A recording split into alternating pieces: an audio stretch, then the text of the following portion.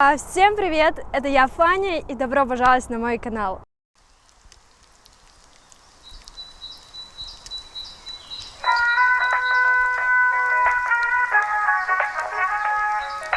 Я очень надеюсь, что я успею снять до заката, до того, как станет вдруг темно. Но здесь невероятно красиво, тем более солнце за облаками. Я думаю, что меня слышно очень даже хорошо, потому что мне подарили петличку. И прежде чем начать, я бы вам хотела сказать то, что все, что я сейчас буду говорить на камеру, это ни в коем случае не наставление для вас, не воспринимайте мои слова близко к сердцу. Я всего лишь говорю от своей души, от своего сердца. Поэтому я просто хочу сейчас с вами поделиться своим мнением. В общем, пока не потемнело, давайте сразу начнем переходить на первые вопросы.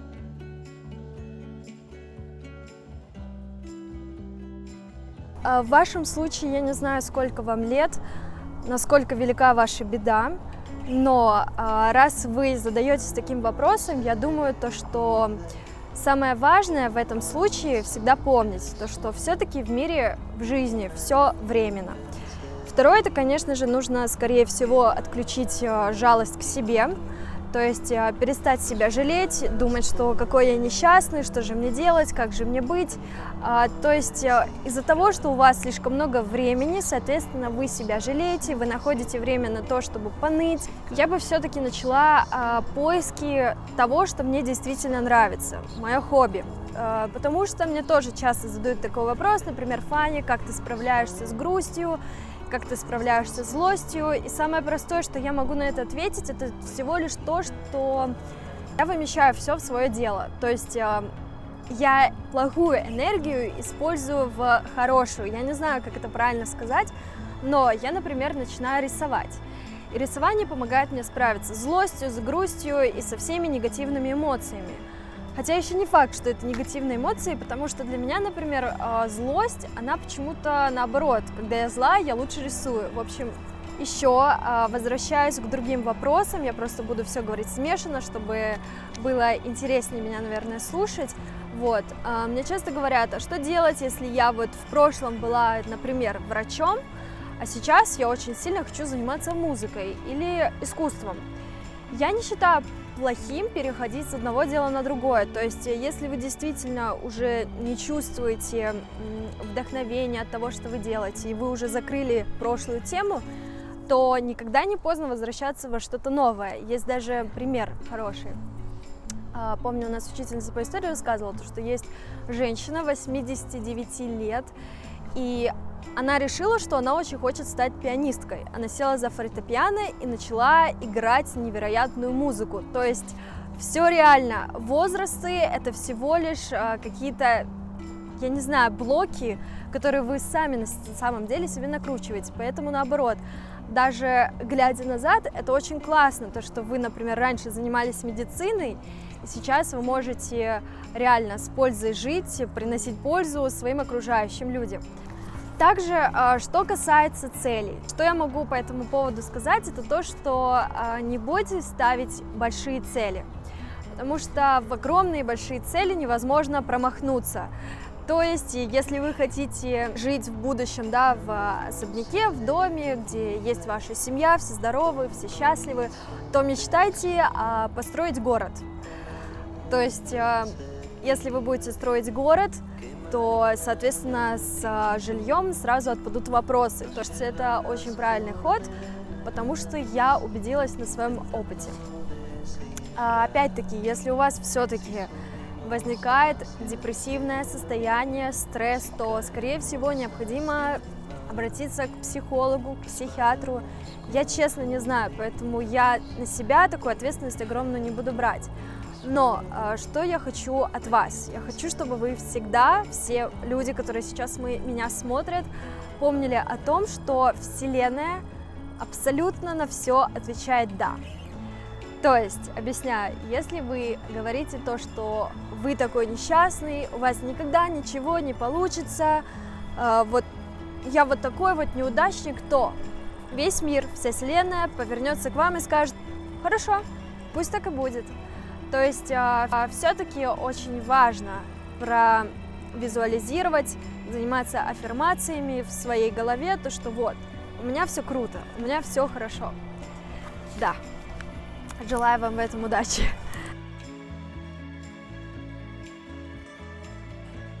Опять-таки, я хочу добавить то, что я не пророк, мое мнение не является правильным, либо, я не знаю, панацеей для вас, панацеей для всего мира, к сожалению. Вот. Но что я могу сказать насчет денег? Сейчас в нашем мире очень много людей, детей, кто гонится за какими-то гонорарами, деньгами, и мне кажется, это очень плохо, и мне кажется, то, что в какой-то степени такие цели терпят фиаско. Поэтому для себя всегда ставлю установку, то, что деньги – это не то, что ты на самом деле хочешь. По большому счету, я хочу не деньги, а я хочу то, что я могу купить на деньги. В общем, вы меня поняли. Все-таки я считаю, что нужно руководствоваться не самой высокой зарплатой, из-за этого, не знаю, бросать любимое дело или не начинать любимое дело, только ради выживания, ради того, чтобы сидеть в теплой квартире, делать то, что тебе не нравится. Руководствоваться движениями сердца, души, желания, своих целей, не придавать их, самое главное, на какие-то деньги.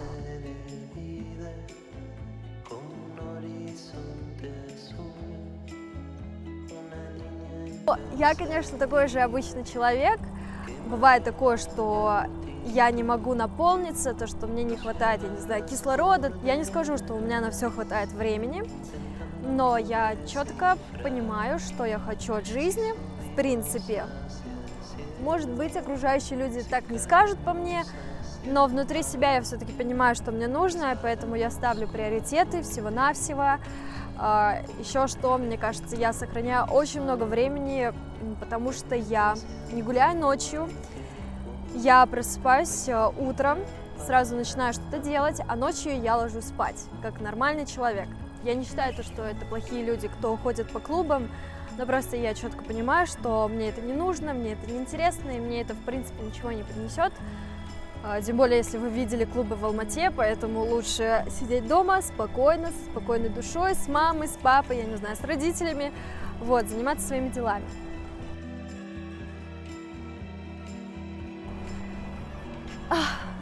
Задают очень много вопросов на такую тему, и я хочу разом ответить. Похудеть на самом деле очень просто.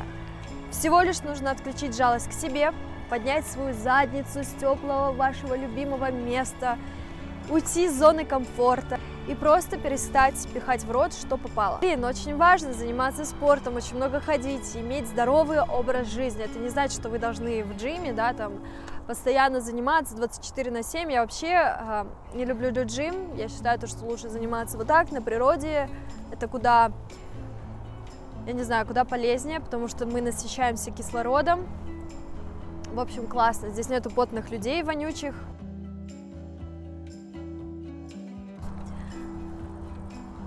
Оглядываясь назад, я думаю, что все-таки в моей жизни, именно в этот период времени, когда я была тинейджером, все было супер круто, то есть я была хорошим ребенком, поэтому, в принципе, никаких советов не хочу давать, но я хочу дать вам, если меня смотрят 15-летние, 16-летние, 14-летние девочки, мальчики, что, пожалуйста, уберите куда подальше телефоны, прекратите смотреть на блогеров, которые рассказывают о жизни, о ярких моментах. Просто создавайте свои яркие моменты. Смотрите на этот мир своими глазами, не через телефон. Потому что на самом деле это такой возраст, наверное, даже переломный, когда в твоей жизни, в принципе, все меняется. Ты еще маленький, ты все еще зависишь от родителей, но тем не менее, я не знаю, у тебя целый мир перед глазами, мир у твоих ног и столько возможностей, поэтому, да. И влюбляйтесь, плачьте, деритесь в хорошем смысле. Так говорят? Так делают? Окей.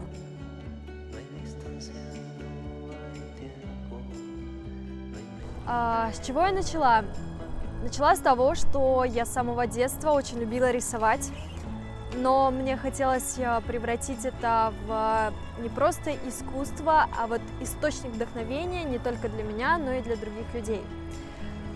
Сначала я думала, что нужно, наверное, сделать страничку, в которой я... кто-то кусает меня! Я буду делиться своими рисунками, рассказывать вам о них, но затем я подумала, что, а почему бы не рисовать на вещах? Тогда еще в Казахстане это не было настолько популярно. Мне никто не помогал, потому что, в принципе, мне не понадобилась помощь. Река начинается с ручейка. Я все делала по-маленькому, сначала очень маленький тираж, затем я копила деньги и, в общем, продолжала. И, конечно же, я корпорацию не построила, но, тем не менее, мне очень нравится то, чем я занимаюсь, по крайней мере, сейчас. Я не знаю, что я буду делать в будущем, потому что жизнь дает столько интересных, на самом деле, профессий, дорог, которыми ты хочешь заниматься, которыми ты хочешь идти, поэтому, я не знаю, что будет потом.